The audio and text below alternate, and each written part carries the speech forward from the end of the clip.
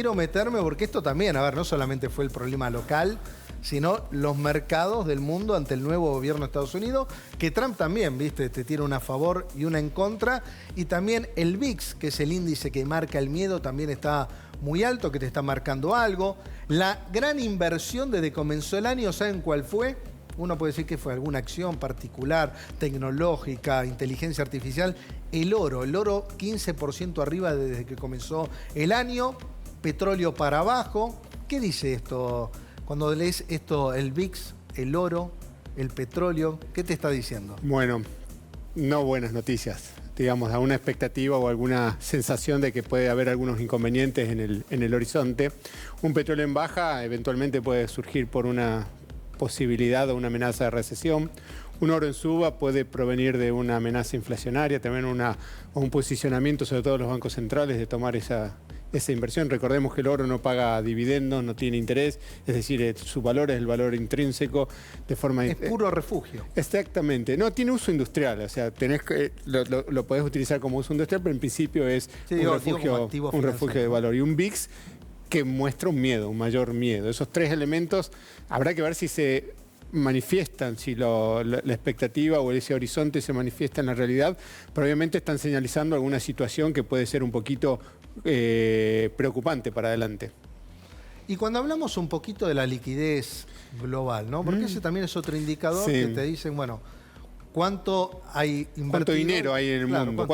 ¿Cuánta liquidez hay en el mundo? En cierta forma es útil porque acá en Argentina hemos tenido bastantes experiencias en ese sentido, el manejo de liquidez, de exceso de liquidez que se ha traducido a precios, a componente inflacionario, y gran parte del desafío que tiene la actual administración es ponerle un coto a eso, vía el ancla fiscal. A través del ancla fiscal, evitar que la liquidez o la cantidad de pesos sea bastante significativa respecto a su demanda. Pero ese gráfico que lo publicaron en Twitter está bastante interesante, no es el único, hubo varios de esos gráficos dando vuelta. Te muestran un poco lo que es la liquidez global, lo que es esa cantidad de dinero, esa cantidad de crédito que está dando vuelta en el mundo. Y si te fijas, tiene una caída a fines del año pasado, esa primera caída que se manifiesta, y luego una recuperación. Eso toman los bancos centrales el M2, lo que vendría a ser el circulante, más los depósitos a la vista principalmente, y ves una recuperación de esa liquidez. ¿Cuál es el efecto que tiene que termina impactando en precios? Precios de las criptos, precios del oro, precios de las acciones. Es decir, hay una mayor liquidez en el mundo que puede impactar de manera positiva. ¿Cuál es el lado negativo que tiene eso? Que eventualmente una liquidez mayor a las necesidades de dinero puede generarte presiones inflacionarias. Y no por nada vos tenés Japón que subió la tasa. La tasa de los bonos a 10 años de Japón está en 1.25 en este momento y que subió. Es decir, Japón es el proveedor natural internacional histórico de carry trade en el mundo. Nos endeudemos en yens para ponerlo en dólares. Totalmente. Y ahí son como esas corrientes submarinas que van de un lado hacia el otro, que si por algún tipo de motivo movés esas corrientes, ya lo vimos el año pasado cuando Japón subió la tasa de referencia y casi provocó un descalabro, y eso que la subió muy pocos basis points, ¿no? Y Alemania también tiene una tasa mayor en los bonos de 10 años. Por otro lado tenés Estados Unidos que quiere bajar la tasa. Tiene una tonelada de deuda que le vence, que renovar en este año, y una cosa es renovarla al 4 y pico % y eventualmente otra cosa es renovarla al 3%. Entonces estás teniendo movimientos telúricos, y esos movimientos telúricos subyacentes de las corrientes que van de un lado hacia el otro, el yen hacia el dólar, están provocando alguna suerte de temor en cómo van a encajarse las piezas, no en este nuevo orden, pues el orden sigue siendo el mismo, pero sí en este nuevo, digamos, organización en la cual tenés tarifas por un lado, amenaza de tarifas, las pongo las tarifas, las saco, las pongo en stand-by, las vuelvo a poner, tengo que renovar deuda, y en medio de un aspecto político. Los aranceles, todo eso que le puso todavía mucho más temor al mercado. Y le quiero preguntar a Gustavo Nefa, ¿qué sumás, aparte de lo que dice acá José da Pena, con respecto a qué ciclo estamos viviendo? ¿Cómo lo podés definir hoy? Porque ya dejó de ser una toma de ganancia, está claro, ¿no?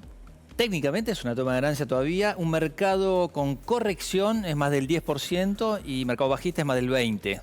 con lo cual no hemos llegado todavía. Estamos El ahí, Nasdaq que estuvo ahí, el Nasdaq que tuvo -10, ahora está en el año -5, -4.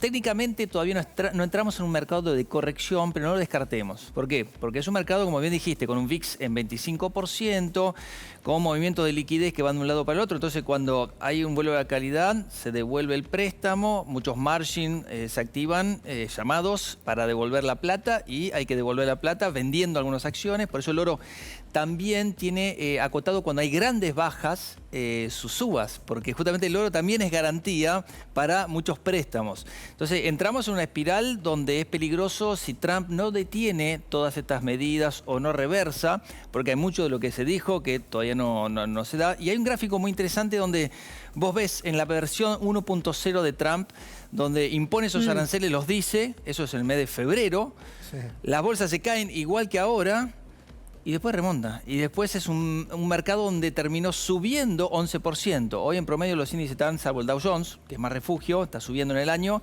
están bajando un 4 o 5%. Y terminan subiendo un 11%. Podríamos decir que de acá en más, si se repite la primera versión de Trump, que amenazó mucho y después se contrajo un poco la amenaza, podemos tener un buen año.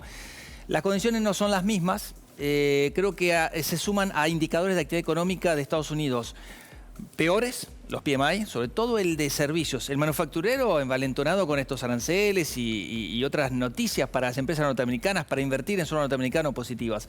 Pero la de los servicios no, está tirando para abajo, lo que es un indicador adelantado muy importante para los mercados. Tenés la confianza del consumidor, que está cayendo 10% en el año, defrauda. Tenemos la expectativa de inflación detrás de ese sentimiento consumidor, que es 3,5% en los próximos 5 años. ¿Qué significa? Que hacía 4 años que no veíamos una cifra tan alta de inflación. Entonces, la Fed está peleando para pasar la inflación del 3 al 2%. Ese es su objetivo para fin del año que viene. Pero posiblemente se encuentre con una reversión de esa tendencia. Ahora, es mucho más importante, porque el dólar está cayendo 5% este año, contra todas las monedas, lo que está pasando en la actividad económica de Estados Unidos, que afecta a todas las acciones, que el tema inflacionario, la expectativa de inflación. Entonces, la Fed está en una encrucijada y el mercado le mete presión para que baje las tasas de interés, no para que las suba. Entonces, escuchamos esta semana, el día viernes, ayer, a Powell hablar, decir, bueno, no estamos apurados en bajar las tasas de interés, pero por otro lado, le mete presión con bajar las tasas de interés la actividad económica que se cae. Recordemos que Estados Unidos no tiene ministro de Economía y la Reserva Federal tiene 3 mandatos, uno de ellos es el pleno empleo, con lo cual tiene que actuar también en esa dirección de atajar la caída en la actividad económica. Un tema también interesante cuando vemos que la bolsa está cayendo, la bolsa americana, hablamos de Argentina, que ahora sí se desacopló, digamos, se juntó con la bolsa americana, que hasta ahora la bolsa americana bajaba y la Argentina subía, que vimos el tema de Brasil, que fue también una de los mercados emergentes, China, Brasil, perdedores, si querés, el año 2024, como China hoy ha recuperado muchísimo, Brasil lo hizo en enero, después hoy se sumó, digamos, al resto de las correcciones, pero como la contracara, como los emergentes también han recuperado muchísimo. Sí, tal cual, Mariano. Yo creo que ahora la palabra para definir el mercado estas últimas semanas, mes y medio, es volatilidad por incertidumbre, ¿sí? Incertidumbre, sobre todo, creo que lo que más pesa hoy en día es la guerra comercial, la llamada guerra comercial. Fíjate que el mercado en el intradía sube y baja sin una tendencia. Arranca verde, termina rojo, en el medio lateral, etcétera. Y así varios días lo venimos viendo. Eso porque por los dichos, entredichos, lo que dice uno, lo que responde el otro, dice Trump, responde China, responde Europa. También hay que sumar lo que está pasando, la guerra Ucrania-Rusia, que todavía no se le ve un final cierto, digamos. Pero bueno, nada, en este contexto, como vos decís, hay mercados que no han caído. Brasil, China, que el año pasado tuvieron un mal año. De hecho, si vos mirás los rendimientos de un año son todos negativos, 15, 20, 25, esos índices. Sí, con acciones en mínimos. Con acciones en mínimo. Pero si mirás el rendimiento, el yield today, el rendimiento acumulado en el año, están positivos. ¿Sí? 9, 10%, 12%. Estados Unidos está menos 6,5%, menos 7%. Yo también no descarto que pueda seguir bajando, que esta volatilidad pueda continuar. No la descarto, creo que sí. El mercado estaba al máximo, tampoco es una locura que baje un 10%, un 15%. Es algo normal para un mercado. Así que bueno, nada, dentro de toda esta incertidumbre hay activos que han han zafado, digamos, a la caída y han subido. Bueno, entre ellos, los bonos argentinos resistieron mejor que las acciones. Es decir, vos fijate que cuando comenzamos a hablar allá por el año 2022 del tema de acciones, que el Merval de alguna forma empezó a recuperarse y a crecer allá por julio del 2022, los bonos no recuperaban, los bonos argentinos seguían y de alguna forma después hicieron el catch-up. Pero ahora, en esta caída que tuvieron, los bonos argentinos han resistido de manera mucho más sólida que la caída de las acciones. Si mal no recuerdo, creo que están un 5% por debajo en dólares frente a las acciones que vos estabas mencionando con un 15%. En un ratito nos vamos a meter en detalle en la cartera de inversión que trajo cada uno, José Pavesa, también Gustavo Nefa. También vamos a analizar por eso cuáles son los bonos, que hay mucho también fogoneo desde afuera. Salió el Bank of America también con por qué hay que comprar bonos argentinos, que bueno, ya es una novedad. Obviamente el acuerdo con el fondo le da un puntapié mucho más importante.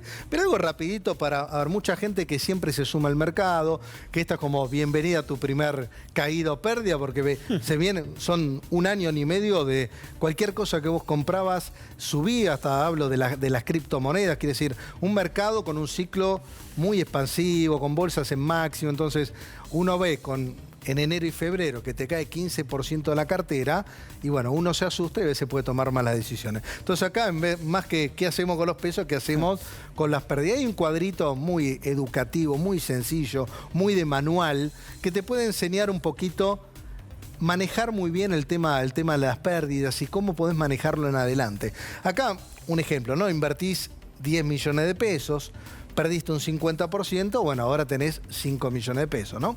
Ahora bien, una vez que vos tenés 5 millones de pesos, ahora para recuperar lo que perdiste, y ya no necesitas un 50, necesitas un 100, ¿no? Arrancás con 5 millones, ahora para volver a tener 10 millones, necesitas duplicar esa inversión. Entonces llega un momento que las pérdidas, ¿por qué es tan importante limitarlas y saber hasta dónde podés tener una determinada inversión? Porque después te cuesta mucho recuperar todo el esfuerzo que hiciste para manejar esa cartera, obtener las ganancias. Hay que saber cuidarlas. Y acá hay un cuadrito interesante.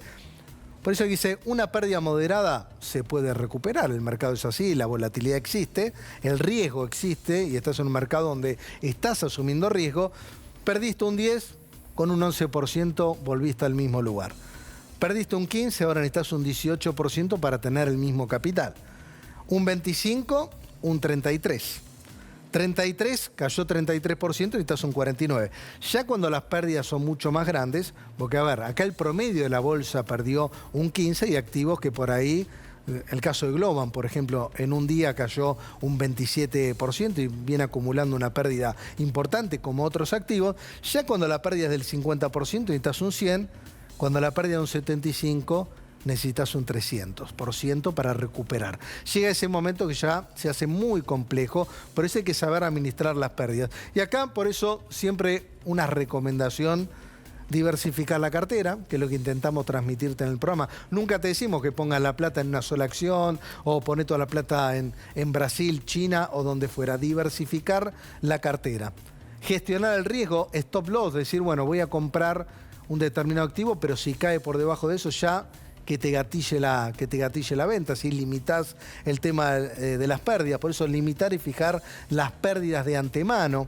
Aprender a perder poco y ganar mucho. Esto suena muy fácil, pero bueno, es el gran objetivo del inversor. Digamos, en los momentos que tenés un mercado que te juega en contra, limitar las pérdidas. Y de última, a veces no está mal estar líquido o estar invertido en activos que por ahí, si vos tenés siempre un apetito más de riesgo, y a veces no te gusta estar en renta fija, pero a veces es importante ese parking. Y acá también importante no entrar en pánico y entender los ciclos, porque uno por ahí tenés Globan, cae un 27%, por ejemplo, y querés salir corriendo porque no te la bancás ese 27%. Eso no quiere decir que puedas seguir perdiendo mucho más, ¿no? Pero me parece que esto es un momento de reflexión, porque aparte venimos de máximos, con una Argentina que fue la gran ganadora en todo lo que tiene que ver con activos. Algunos no agarraron la ganancia, sino agarraron solamente la pérdida, porque hay gente nueva, y me parece que esto está bueno para recordarlo. Hay un punto importante con respecto a lo que vos estás diciendo, sobre todo porque hay mucha gente que consulta al respecto, teniendo en cuenta, como vos dijiste, que es la primera vez que le toca. Y algo que es de utilidad es La primera pregunta es, ¿a este precio yo lo compraría? Si suponte que tenés YPF, no sé cuánto está YPF, 41 dólares, creo que está por debajo. 40 dólares. Suponte que esté 40 dólares YPF o... 33. ¿Cuánto? 33. Sí. Llegó a estar a 45. Bien, perfecto. Depende a qué hora también lo ves. Exactamente, como decía José. La pregunta es, ¿a ese precio lo compraría? Claro, si tuvieras líquido, ¿la a veces comprarías? porque uno a veces queda con, bueno, hasta que no recupere lo que perdí, no lo vendo. Y eso se transforma, como siempre dicen en la jerga, un inversor de corto plazo que se transforma en un inversor de largo plazo. Y quizás el desafío no es eso, porque en ese conviene salirte y volver a entrar más adelante. Es muy difícil saber qué es lo que va a suceder. Pero siempre la pregunta es, si yo tuviese este dinero, si no lo tuviese puesto en acciones o no lo tuviese puesto en bono, ¿compraría estas acciones o estos bonos que tengo? ¿Los compraría? Y si la respuesta es sí, la mantengo. Si no, obviamente, la mejor situación es ir hacia cash. Y un segundo punto que es importante en un mercado en pérdida es que a veces no tenés que vender todo. Es decir, bueno, tengo la duda. Bueno, si en lugar de salirte todo, salí la mitad, salí un 30%. Vas bajando la exposición. Exactamente. Sí, porque a veces pasa, vos decís, bueno, cayó un 10%, bueno, un 5%, al otro día esperás el famoso rebote, a veces no viene o a veces viene. A ver, José, vos dijiste el que compra a 45 dólares YPF. Si compró a 45 dólares porque le gustaba, en 33... Tenés que comprar más. Que compre más. Bueno, el problema es que le da miedo. No, bueno, está bien, pero si vos compraste YPF porque, no sé, porque viste que subía mucho, bueno, pero si vos compraste YPF porque te gustaba en 45 dólares y en 33 tenés que comprar más. ¿Para qué? Para promediar precio más abajo y porque la estás agarrando más barata. Bueno, y aparte los fundamentos de Argentina no cambiaron. Además, yo lo comentaba al comienzo, que hubo muy buenos datos económicos. Obviamente la micro todavía tenés sectores que no arrancan, tenés un montón de situaciones, pero la parte fiscal, la parte monetaria, ahora lo que podría aportar el tema del Fondo Monetario Internacional, Reserva. es decir, debería ser muy positivo. Y acá tomemos, si quieren lo discutimos, el Bank of America recomienda comprar bonos argentinos, pero para que vean lo que están viendo de afuera, y seguramente lo que estamos viendo todos acá, que es el acuerdo con el FMI, digamos, tiene todo de positivo, ¿no? Ojalá entre más plata de lo que hay especulaciones, si son 20.000 palos, son 10.000 palos, más allá de cómo se va a ir pagando. Acá el Bank of America también dice, bueno, el Fondo Monetario Internacional más multilaterales empieza a generar una deuda manejable, entonces le baja también el riesgo. El riesgo a toda la deuda argentina. Fuerte compromiso fiscal, que esto creo que no hay nadie que duda del compromiso fiscal del gobierno. Valuaciones atractivas, que esta corrección vuelve a generar valuaciones mucho más atractivas. Por ahí no tanto de bonos, que las correcciones fueron muy chicas, pero bueno, con todo este combo, los bonos, que ahí lo podemos discutir, por ahí tienen para subir 7, 8, 10, un 12%. La recuperación del PBI, que si más allá del analista, alguno dará, el pesimista dará 4%. El optimista 5 o 6, quiere decir eso es positivo. El milagro de la desinflación, que de afuera están más sorprendidos que nosotros, ¿no? Porque no están acostumbrados a estos cambios monetarios o cambiarios tan importantes. Bueno, acá hablan del apoyo popular al gobierno. Hoy creo todavía tiene un fuerte apoyo. No sé si es popular, lo veremos en las elecciones. Auge energético respalda el mercado cambiario. Y que esto te lo repite todo el gobierno, porque decís, bueno, preocupa el tipo de cambio que está apreciado. Es muy probable que con el ingreso del Fondo Monetario Internacional dé lugar a una apreciación todavía mayor o sostenida, salvo que se salga el cepo con algún catch-up del tipo de cambio, que aparentemente hoy todavía no va a suceder, pero el auge energético, tanto las exportaciones como el ingreso de inversiones, bueno, puede generar también ahí que el mercado cambiario se estabilice más. Emisión en el mercado de deuda, que el gobierno pueda salir afuera, que eso también le va a dar más oxígeno. Y después las reformas estructurales y de regulación, que obviamente no es lo más importante, pero bueno, de acá en adelante también es importante. Creo que estos puntos están clarísimos. Por eso me parece que esta corrección del mercado, que es por eso hablo de Argentina nada más, no, es una pequeña corrección y toma de ganancias. Si sale el tema del fondo, positivamente le puede dar todavía un empujón. Hay solo 4 países en el mundo que tienen superávit fiscal y la verdad que es un estandarte muy importante. El saneamiento del Banco Central también vendría de la mano de este préstamo del FMI que quiere cancelar una letra intransferible. Es un tema muy técnico, pero en realidad tendremos un Banco Central muy saneado, dispuesto a acumular ya las reservas del comercio exterior, que van a ir en aumento. No puede haber más que aumento en la oferta de divisas por parte del comercio exterior. Se habla de duplicar las exportaciones mineras, se habla de un superávit del balance energético extraordinario para dentro de 3 o 4 años, que ya el año pasado fue de 5.000 millones, este año será de 8.500, el año que viene tendremos 12.000 millones y va apuntando a 30.000 millones de dólares. Está apuntando a casi una cosecha. Dentro de 5 años quizás ese complejo exportador de combustibles esté originando la misma cantidad de divisas que todo el complejo exportador nuestro. Hay un dato también que me parece que puede hacer ruido en el mercado de corto plazo, que primero, el presidente Javier Milei dijo que iba a mandar al Congreso para que apruebe el acuerdo con el fondo. Después dijo no. Me parece que no me conviene tanto porque, a ver, recuerden que está, ¿se acuerdan de la ley Bases? Que vos mandás el acuerdo y eso te puede generar, en este caso es un tema ya de impacto financiero, que también le pegó en la bolsa, ¿se acuerdan?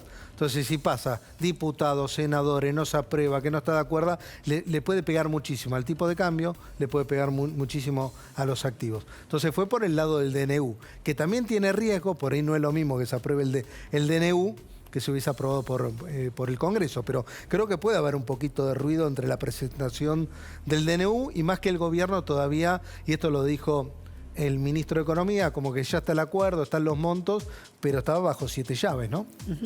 De todas formas, como decía muy bien Gustavo, es decir, un punto es tomar deuda y es sumar deuda, y otro punto es sustituir una deuda por otra. Y como bien dijo él, lo que tenés es deuda del Tesoro, que es con una letra que es ilíquida e intransferible, que la tiene el Banco Central.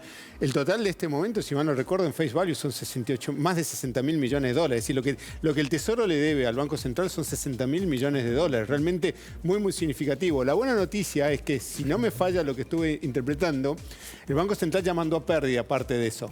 Es decir, en su balance de fin del año pasado. Es decir, hizo un mark to market de esas letras. O sea que eventualmente podría ser más fácil rescatarlo porque podría necesitar menos dólares. Pero el saneamiento del Banco Central es fundamental, sobre todo porque seguís teniendo cepo, y mientras tengas cepo, si ningún país crece con cepo, la realidad es esa, por más que querramos tener buena voluntad, el cepo, y desde el año 2011, desde octubre del 2011, que se impuso el primer cepo, Argentina dejó de crecer de manera continua en el tiempo. Es muy, muy importante salir del cepo, pero como bien decía, salir bien del cepo, es decir, salir con una posición sólida de superávit fiscal. Y hay otra variable que de alguna forma agrega ruido, que es el spread de tasa que tenés entre tasas en pesos y tasas en dólares. Pero bueno, de alguna forma te está mostrando una distorsión en el mercado que necesita ser resuelta, porque si no, le pega, es decir, yo conozco empresas pequeñas y medianas que le está pegando la inflación en costos, la inflación en pesos, la inflación en pesos y la tasa de interés en pesos.